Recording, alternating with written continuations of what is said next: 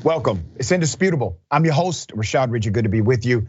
We got a lot of show today, all right? Breaking down news of the day, my contributor is A.B. Burns Tucker, law student and host of I Am Legally Hype. Should be a remarkable show. Also in the bullpen, we have Charmaine Yost, conservative strategist. We're gonna talk about the Supreme Court leak because they're saying it's illegal. I say it is not illegal, all right? So we will chop it up. Should be interesting to see how this plays out. Top story of the day. Listen, I have exclusive video, I have exclusive audio, and I have a story that you want to pay attention to. Black students in a Floyd County, Georgia school, they have been suspended because they dared to wear a shirt that said Black Lives Matter. They were going to protest against the Confederate flag being in their school system, worn by students, and racism against administrators, and it goes deep. Now, flyers were going around the school saying, hey, we're going to protest. It will be peaceful. It will be away from school property. And the principal told them that he will have them arrested if they engage in any protest, even outside of the school campus. Not only did he say it, he said, if you have a flyer about this peaceful protest, you will be disciplined. I have the exclusive audio of the principal of Coosa High School in Floyd County, Georgia, threatening the students. The name of the principal is Judson Cox. Here it is. We have some folks who weren't on campus earlier this morning when they made this announcement. So I wanted to make sure that everybody was aware and did receive this information. The administration is aware of tomorrow's planned protest. Activity of this kind will not be allowed here at Coosa High School. We're planning for a normal day tomorrow. Extra staff and police will be present here at school. If students insist on participating in this type of activity, they will be disciplined for encouraging unrest in the school environment.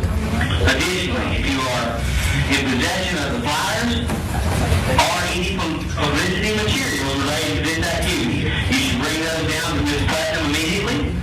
At this point in time, possession of these materials will be considered a discipline issue.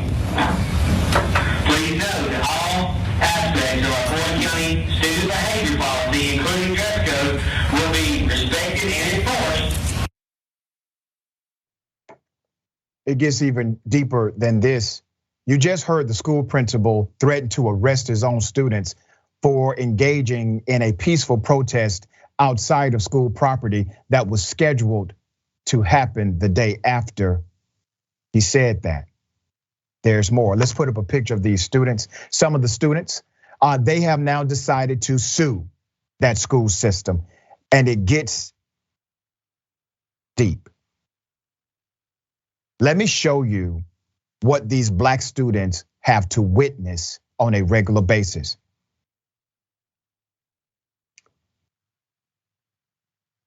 You see that? That's the attire, okay? They are, the students, white students, are allowed to literally wear Confederate flags to school. That is considered to be appropriate for the Coosa High School. But if you wear a shirt that says Black Lives Matter or BLM, you are suspended.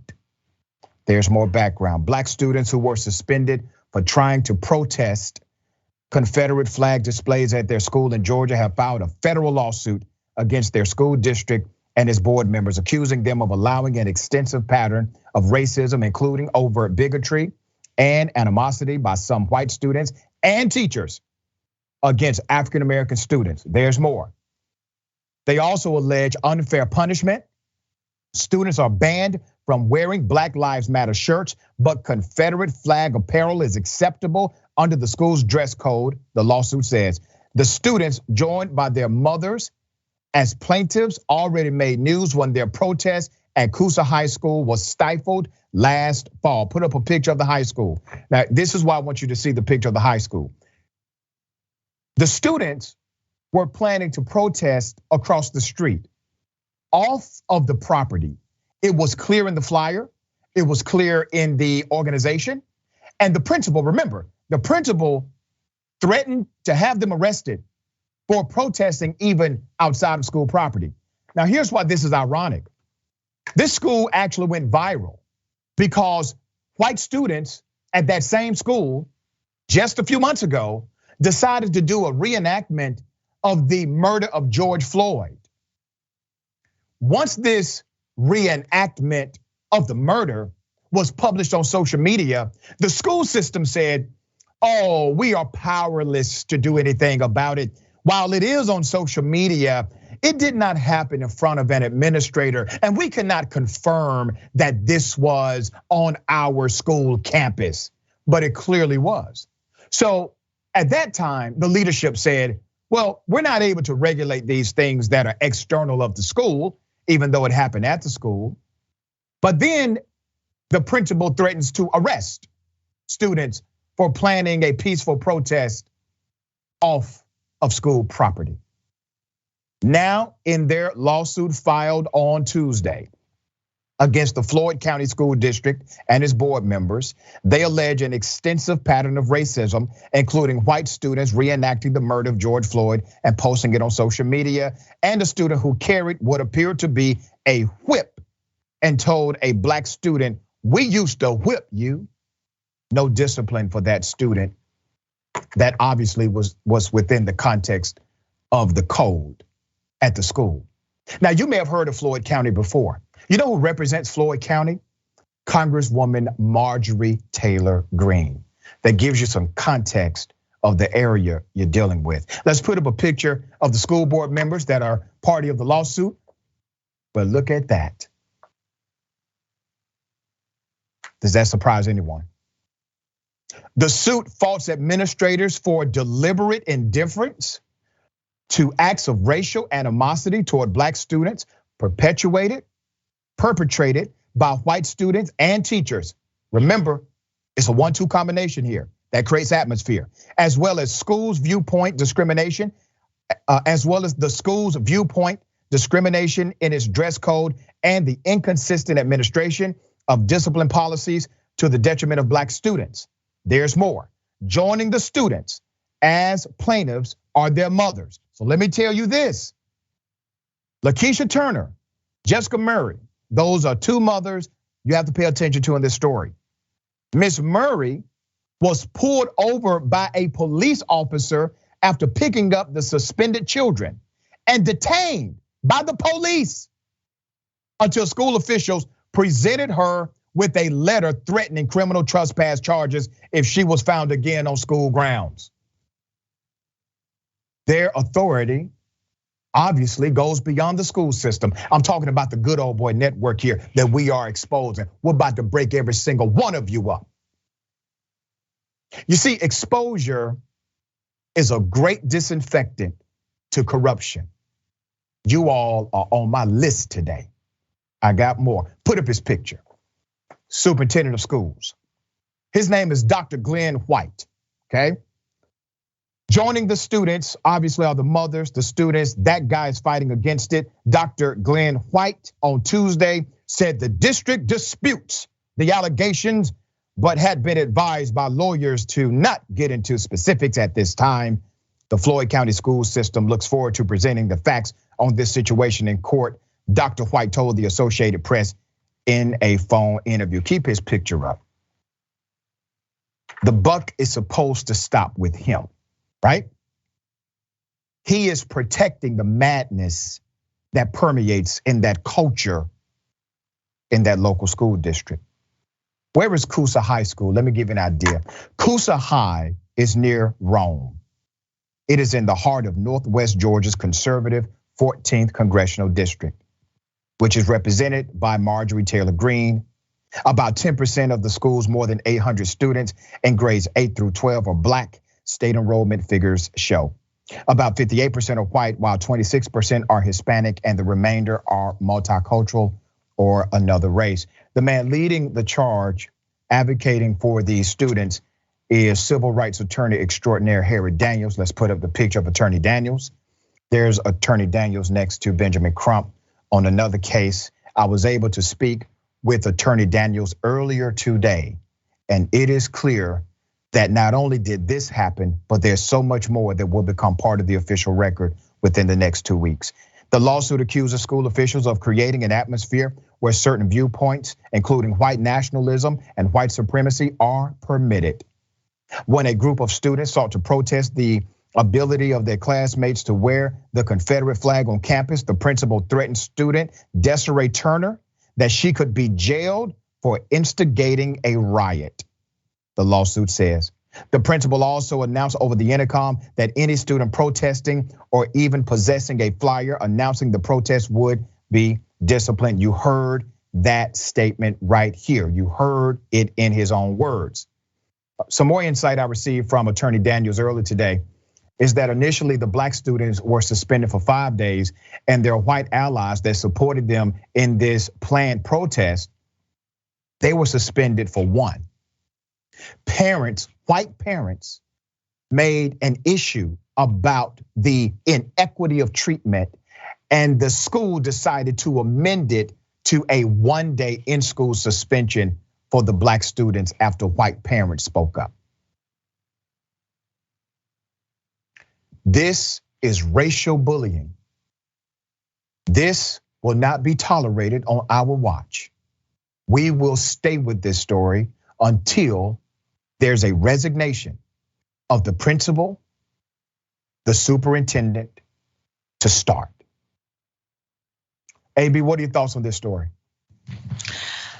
First of all, I think the audacity of the blatant racism and constitutional violations, right? We're looking at a free speech violation, our First Amendment, which is something that we've been arguing a lot recently. We're looking at due process violations. But I wanna say this is what the Supreme Court has said about free speech. It's the function of free speech is to invite dispute, okay? And the freedom of speech, although it's not absolute, is protected against censorship or punishment unless shown likely to produce a clear and present danger of a serious substantive evil, that rises far above public inconvenience, annoyance, or unrest. The type of speech that these black students were participating in is protected under our First Amendment. Whether the white students like it or not, whether the white teachers like it or not, they are fully protected to voice themselves like that. For us to limit these young children because of their race, to make them feel like they are not protected under our Constitution because of their race, because you don't agree with the fact that they disagree with your racism, it's foul, it is traumatizing, and it goes against what we stand for as a country. We gotta get our democracy in check real soon. Very well said. We're gonna stay on top of this story. Now remember, conservative lawmakers, they want you to believe that critical race theory is the greatest challenge in public education. It's not even taught in public education, but that is their red meat legislation to get all of their followers excited. Unfortunately, their followers, conservative followers, are not excited about fighting actual racism inside of school systems.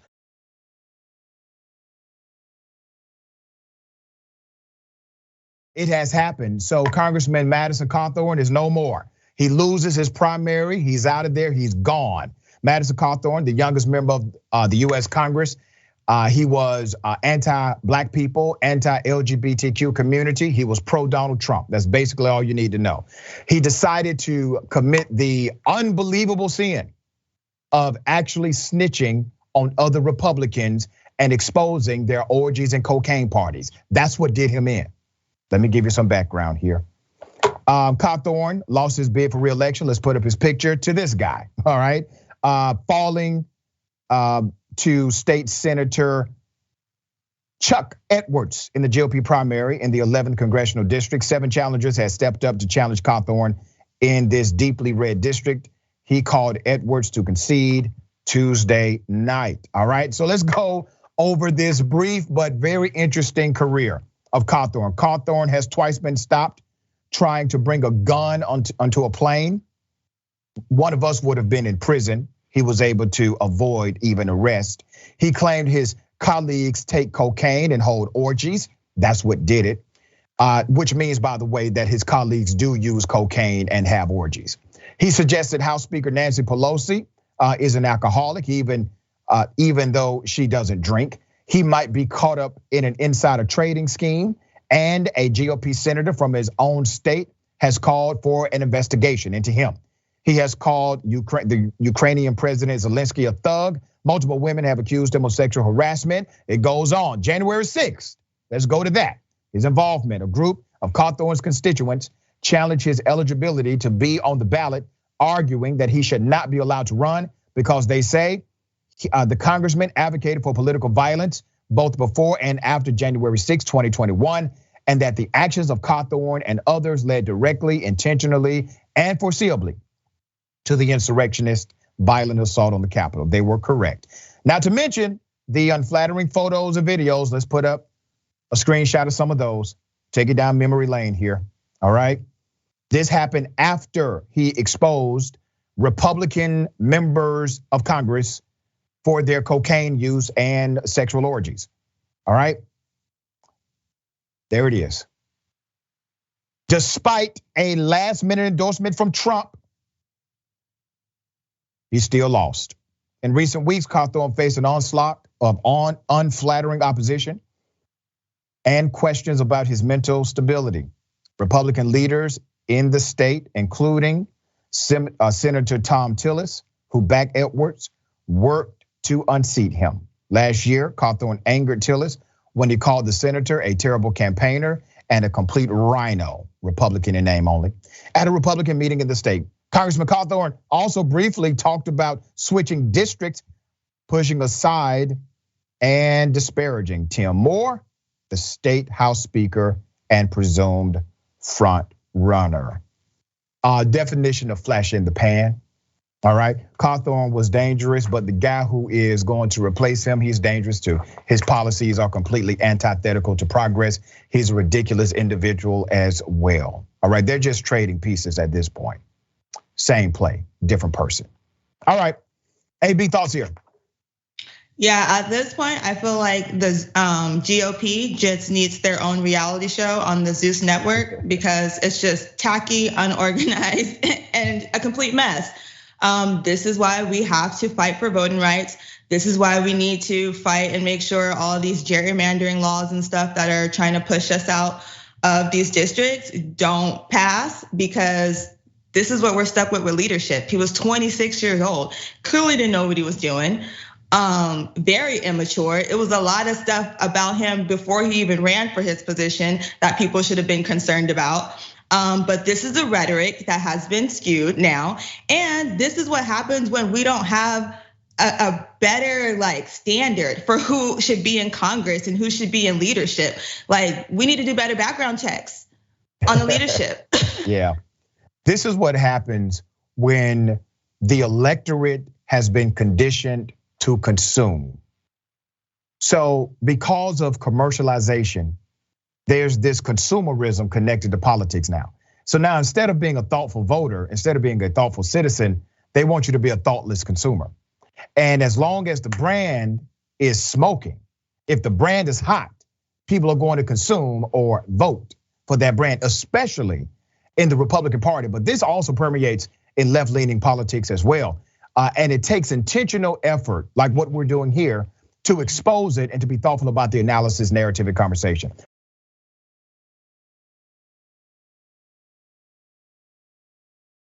All right, one of the saddest things you will hear in a very long time. The mass murderer, right? Peyton, who decided he wanted to kill black people because of his racial hatred and indoctrination. One of the stories that has come out of that evil drama is an 8-year-old child who had to hide in a cooler to avoid being murdered. Let's put up her picture and the picture of her parents. The 8-year-old child, her name is London Thomas. Her parents are Julie and Lamont. This 8-year-old is now home with her family. Happy to be all together. She was with her parents when the shooter opened fire in a Buffalo, New York grocery store, killing 10 people. She could have been number 11. London Thomas, 8 years of age, her mom and her dad went to Tops Friendly Market to gather supplies for a cookout and a birthday surprise Saturday. When we went to Tops, we were buying some cake mix for my mama. She did not know she was at the meat section so we could grill, London said. And then as the family was separated, shots rang out. Once, they never stopped. You just gotta think, I know I'm not in this situation that I thought I'd ever be in, said London's dad, Lamont Thomas. The 8-year-old and her dad rushed to the back of the store, hiding in a cooler with the father's hand over his little girl's mouth. Can you imagine that?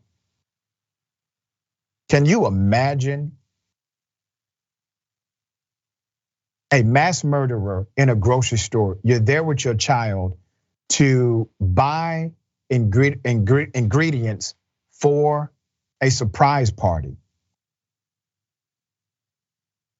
And you have to hide your child in the cooler and put your hands over her mouth so the killer will not come and gun her down. We went to the back of the store where the milk is. The door was locked and we could not get out until the manager opened the door. Then we had to go out the back door. The cops let us out, the 8-year-old said. At that same moment, London's mom, Julie Hartwell, was at the front of the store trying to stay down. Gallons of milk were exploding around her as bullets flew. She says she could hear the suspect's footsteps getting louder. The 8-year-old said, and I quote, I was scared for my mom. I did not know what happened to her because she was at the front and I was at the back. I did not know where she was. I thought she was gone. You have to imagine an 8-year-old wrapping their minds around the severity of such carnage and evil in a split second, in a moment in life. She has to conceptualize what's happening. Once safely outside, the 8-year-old and her dad ended up on one side of the building, whereas her mom ended up on the other. Hartwell says those 20 minutes where she was separated were some of the longest moments in her life. 20 minutes later, they gave me my daughter. That was the most longest wait I've ever had in my life, she said. Throughout all of the chaos, the 8-year-old says she never felt scared because her dad was there. She said, and I quote, people say I'm a really brave girl. Let's put her picture up again. Let me say this, London, you're more than a brave girl. You are an amazing soul. And you are a brave girl because your mother and father are brave people. But beyond being brave, you are good. You are good. Goodness is inside of you.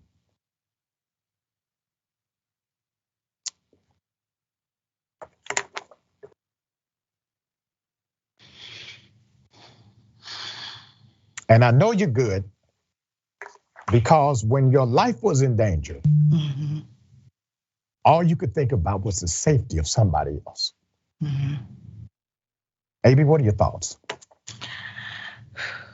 I was gonna say the same thing, right? First and foremost, like this is tragic, but I ask that we speak life into baby London. And I ask that this situation, as probably hard as it's gonna be on her, I ask that it gives her fuel and it motivates her in her future. It's a scary time right now, right? When white thugs, right?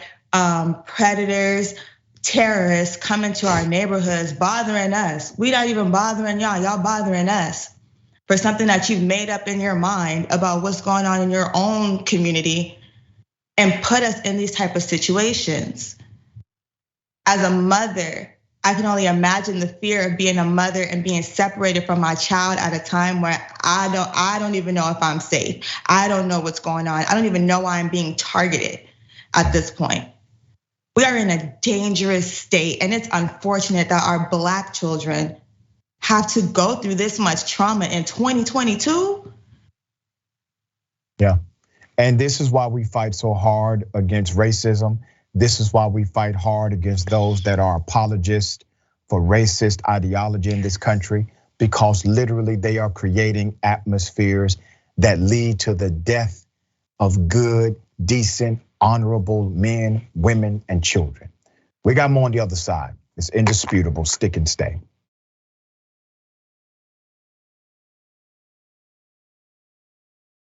All right, welcome back. We got a lot of show left. Let me read some of these amazing comments. Thank you in advance.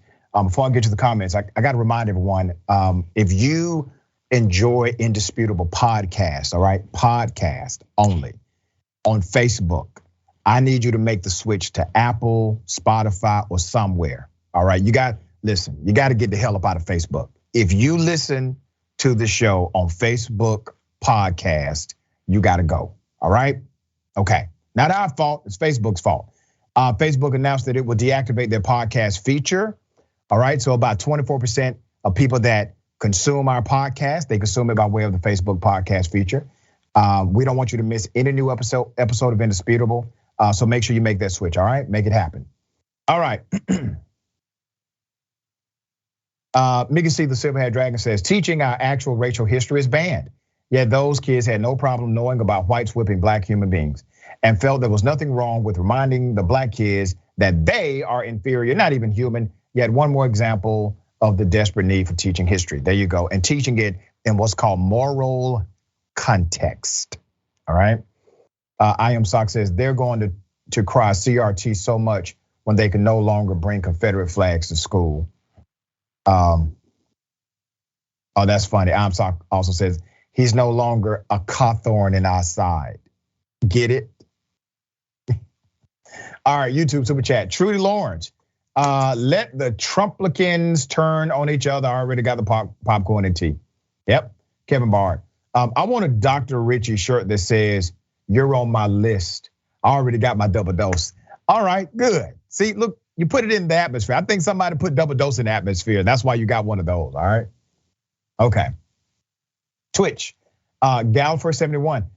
I like to see someone ask this principal if they can wear a Blue Lives Matter t-shirt and see what he would say. Yep, you are absolutely correct. Queen Mother Dragon, I saw a local report of one lady who called 911 and the operator was rude and hung up on the woman because she was whispering. The reporter just said it was unfortunate, not outrageous, not disgraceful. I saw that too. And once again, that's that, anchors not having emotion.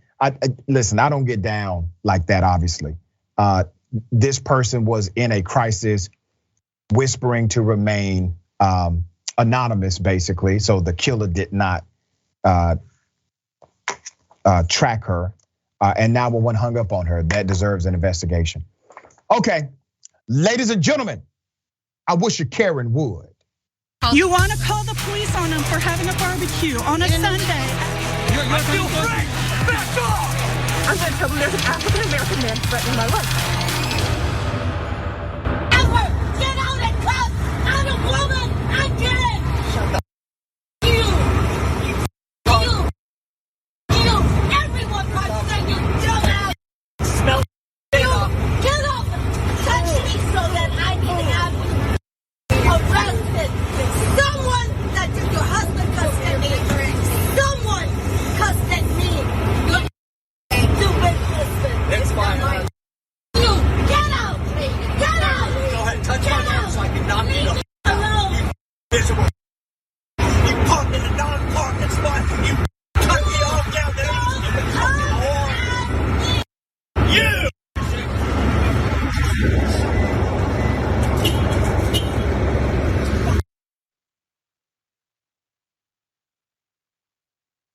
Karenicity is real. Can we put up a picture of him throwing them bows? I want you to notice something here, okay? The Karen did not flinch, which tells me she's been Karening for a long time. She has achieved what we know in the research literature as OG Karen status, okay? This was over a parking dispute. Obviously, the male here was in a parking spot. She believed that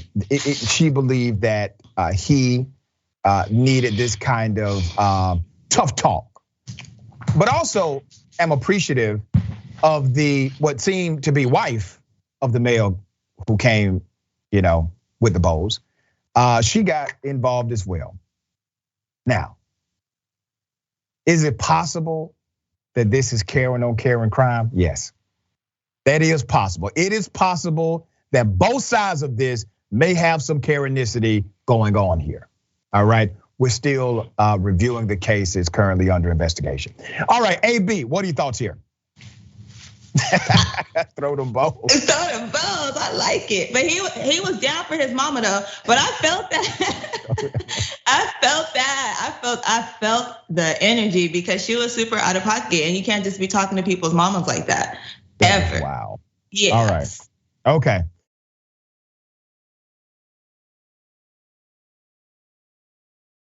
I really feel for the guy in this next story, okay?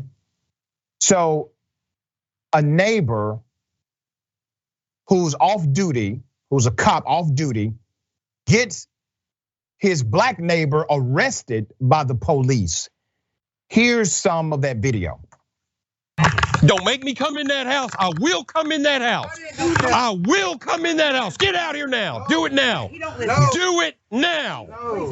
You think I'm gonna argue with you? I'm gonna tase your ass.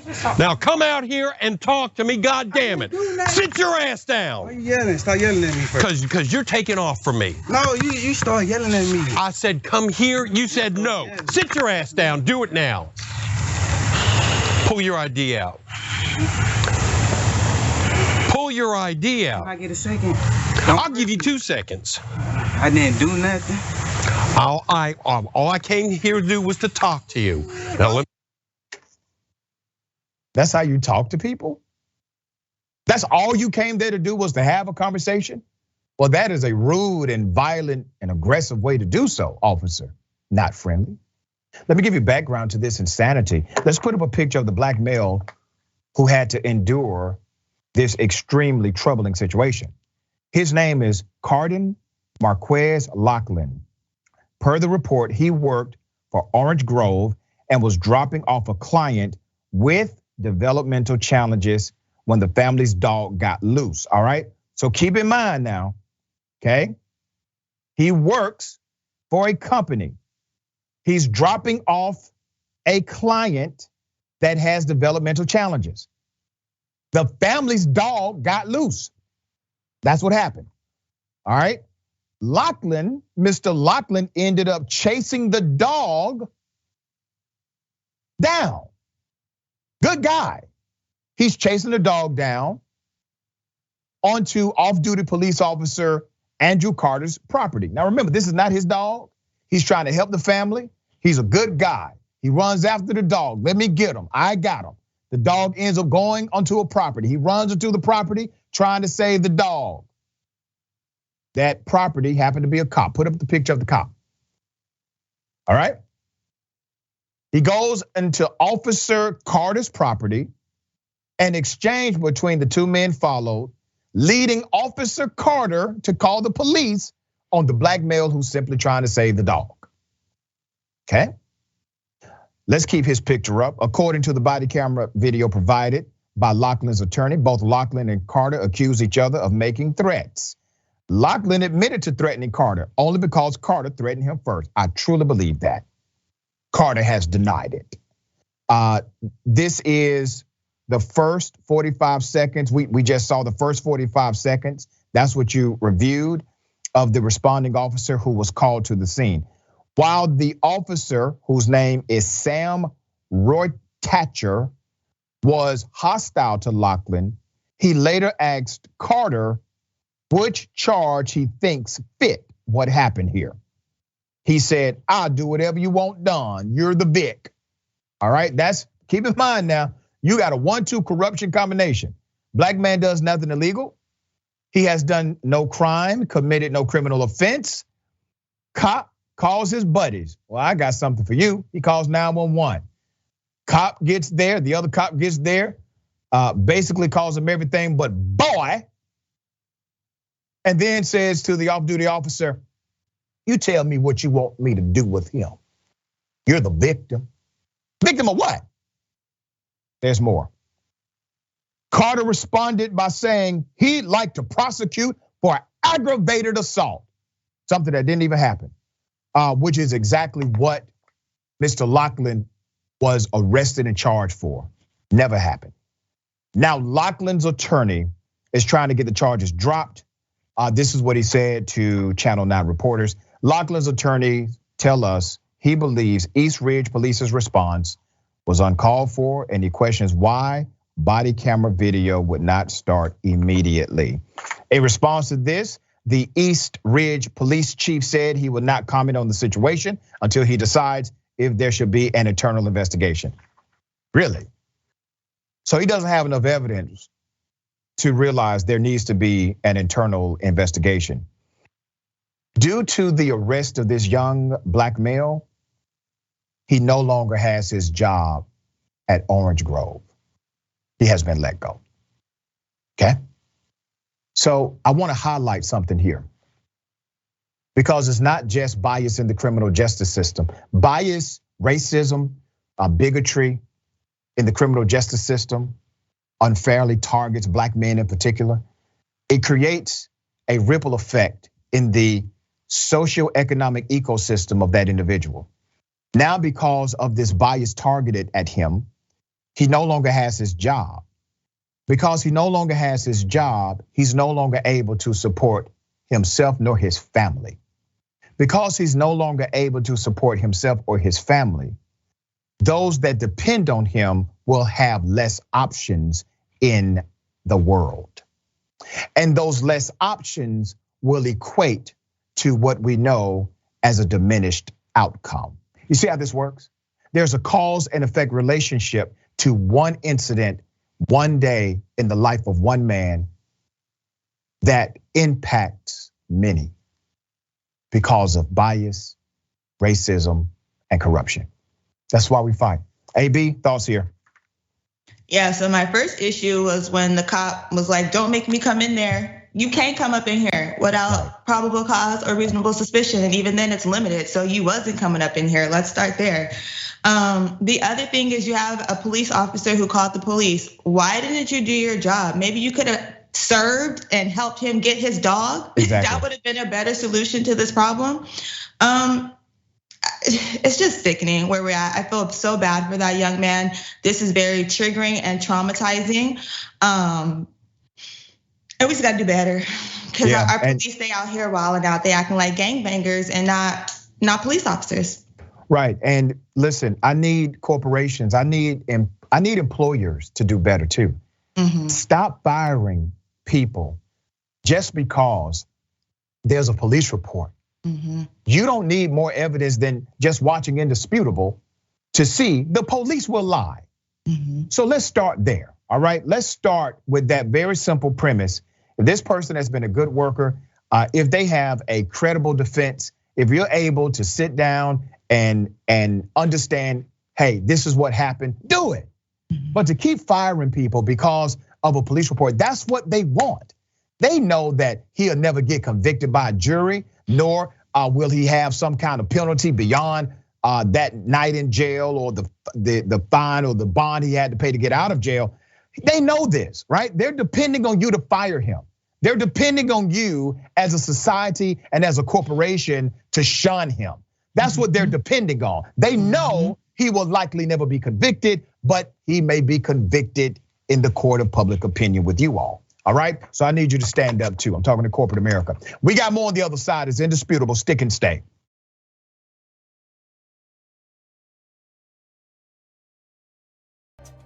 All right, welcome back. We still got a lot of show left. Let me read a couple of comments. Don't have time to read a lot. C. Michael Henson, dude arguing with parking lot Karen, that elbow move is the next TikTok meme. Just watch. Yeah. C. Michael Henson also said, Doc, the segment about the cop calling the cops on his black neighbor should have been on the I wish a Karen would segment. Karenicity at the worst. Yep. Tandra Blankson, I just love you, Dr. Richey. Well, I love you back. Thank you for that. Knowing people like you are out there fighting for us gives me so much hope for the future. God bless you and hearts. God bless you as well. Thank you so much for that sentiment. Okay, Caledon, they fire black people for accusations, but that sheriff still has his job for being the head drug dealer in his town. We covered that story yesterday. He's actually the chief of police. Chief of police gets arrested for selling meth. He's obviously on meth by the look of his mugshot. And the city attorney said, well, he's innocent until proven guilty. All right. Another tragedy inside of a school system showing the absolute racism and bias associated with our black students. Black student had a stroke inside of the school. Black student tells the nurse, hey, this is what's happening to me. I need help. What does the nurse do? Well, in my medical opinion, you don't need help. I'm gonna call your mom. Put up the picture of the mom and the student who had a stroke. Okay, let me give you some background. That's a 17-year-old Boston high school student, suffered a stroke while in class, did not receive the medical attention he needed. Instead, the chief medical personnel decided to call his mother instead of 911.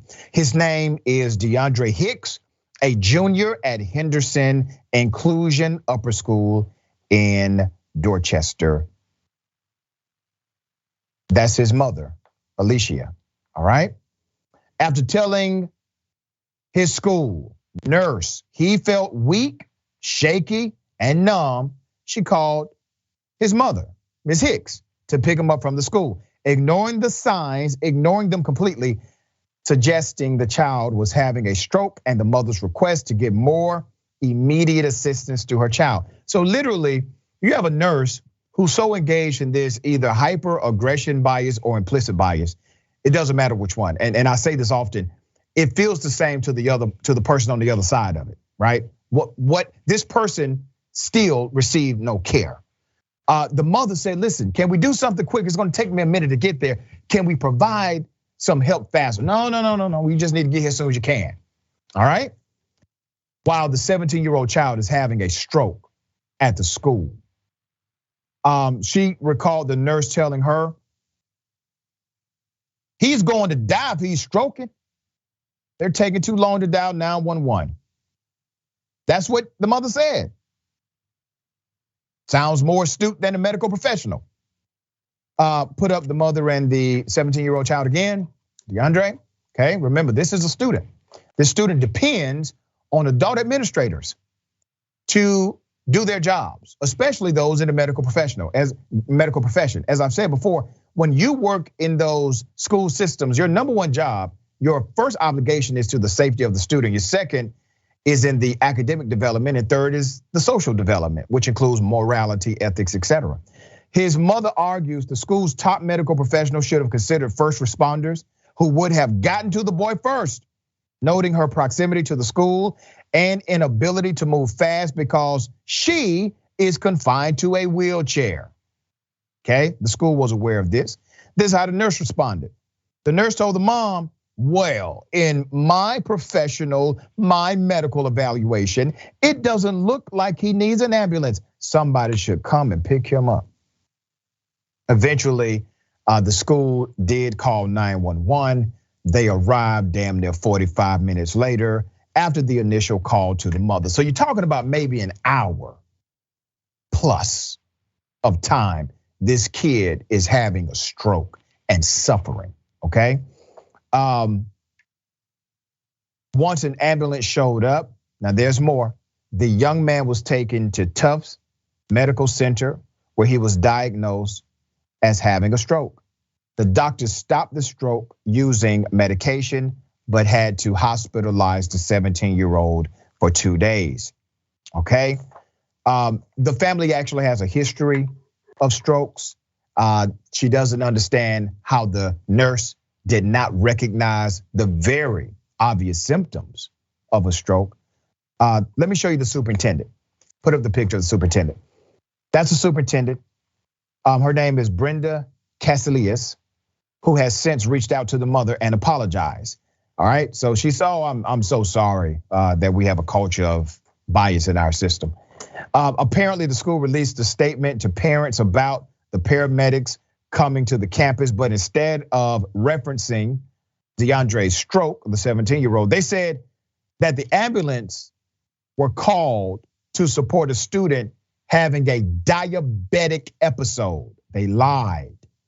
Well, guess what? We're setting the record straight here. So, to all of the parents at this school, every single one of you, this is where you get the true story.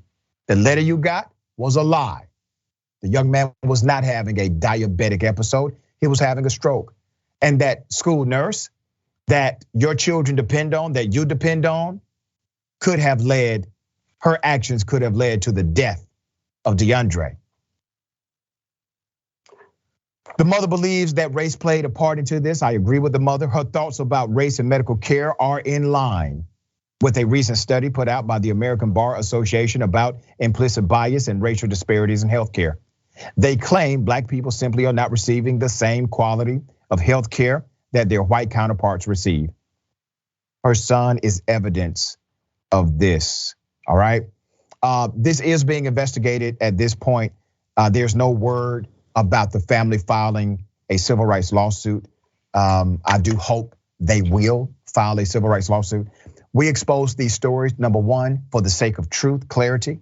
Number two, to become an advocate for those who are true victims. And number three, to provide pressure for transformation to happen, all right? AB, thoughts about this? I definitely agree that the mom should file a civil rights lawsuit. I mean, this is intentional negligence at its finest, right? The school has a duty of care to care for that child and to make sure that he is taken care of with proper medical care when he does have an emergency. There should be something in his file to support any, medical issues he may have. But I mean, we've seen nurses be convicted for less, right? For accidents. This was intentional. Period. It was intentional. And this is one of the issues, as mentioned, with Black people in healthcare. They never believe us. We're just supposed to be so strong and, be on the brink of death before we get help. And it's ridiculous. We gotta improve our system. And we gotta stand together. So I do hope that mother stands up for her son and gets justice from that school. I provide lectureships for Morehouse School of Medicine on the social side.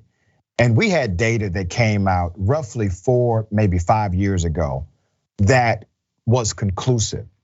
And the data showed that if you are a Black person and you have a white doctor, your chances of living a long life statistically decreases. If you are a Black person with a Black doctor, you have an increased viability of life. That's connected to the social dynamic associated with medical care. That Black doctors listen to Black patients in ways that white doctors dismiss them. So that becomes a great disconnect. The data was clear. That data is available for anybody's review. All right, AB, always a pleasure having you on Indisputable. Tell people how they can follow you, check out your great work. Thank you. You can find me on TikTok, YouTube, Instagram, and Twitter. I am Legally Hype. Thank you once again for having me. I love it every time I come. We love you back. All right, remember, take care of yourself, take care of this planet, take care of each other. The truth is always indisputable.